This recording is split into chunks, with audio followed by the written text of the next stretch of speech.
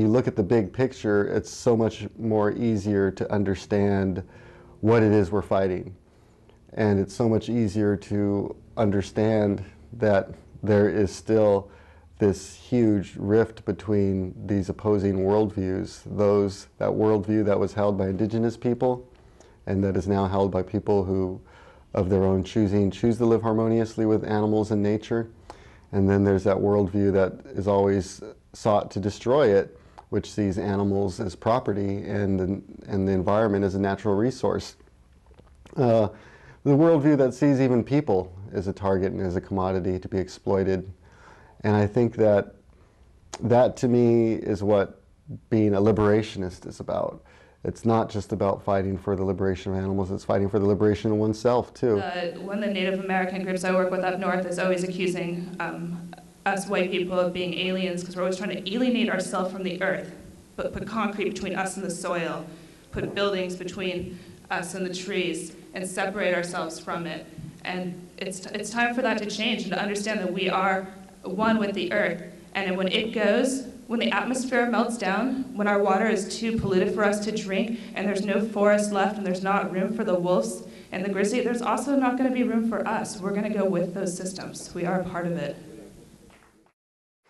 A conservative, that is a true conservative, is a biocentrist. This means that he or she understands their place in the natural universe. We understand that we are equal citizens among other equal citizens on this planet. If you think you're a better earthling than a worm, a bacteria, or a dung beetle, think again. The planet could get along quite nicely without the conceited naked apes that look upon ourselves as divine legends in our own mind. The planet and we would have a very hard time of it if the worms disappeared. And if only a few bacterium species were to be eradicated, we would follow them into extinction.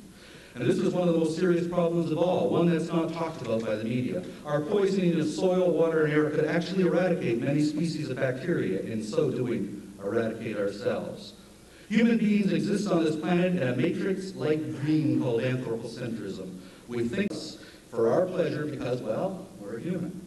You know, we're trying to convey something that has very little to do with linear thinking. You know, the Earth, her people, the life force of this planet that is older than all of us. And we're trying to fit it into academic terms. We're trying to cram it into this philosophical or ideological box so that we as academics or students or members of the first world can understand that. Well, that's denying the whole concept of what we're here for in the first place.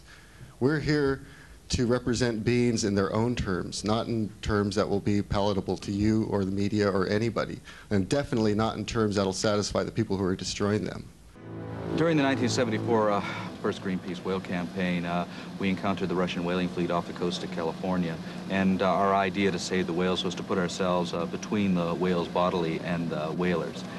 And at that time, while we were pursuing a pod of 8 sperm whales, the whaler fired over our head, and he struck a female in a pod of sperm whales.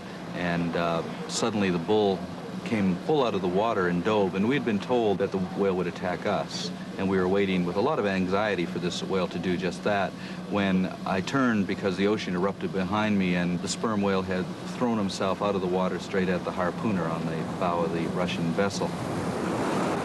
And they fired a harpoon that was not attached, and it exploded, and the whale fell back and died. And as it was screaming and rolling in the water, blood everywhere, I looked up past these 6-inch teeth into an eye the size of my fist.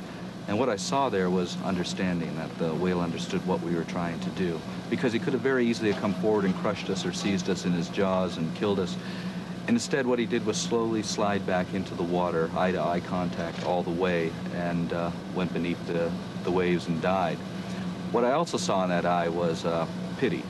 Pity not for himself or his kind, but pity for us that we would be capable of committing such an abominable act against nature.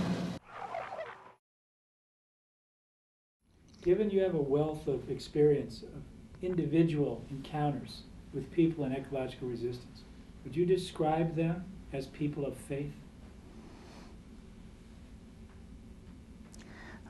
There's a theologian, Schubert Ogden, who once wrote that all ethics is grounded in the affective faith experience of the value of people and the environment. In that sense, I would say yes.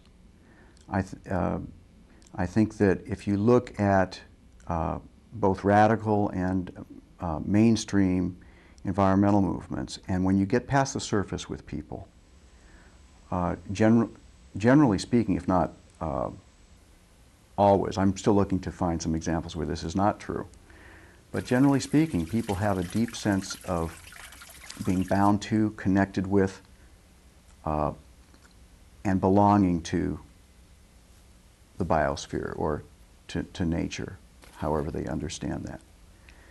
And if we look back at the roots of the word religion, it has to do with being bound to or connected with that which is greater than oneself. Now we have people who are taking narratives that didn't used to exist, namely scientific narratives of the Big Bang, cosmological evolution, biological evolution on this planet as a sub-story within the broader cosmological story. And they're saying these are also sacred stories. And these stories lead to this miracle of life on this planet with all this incredible diversity, both genetic and species variety. And that process and that diversity is sacred. So what I increasingly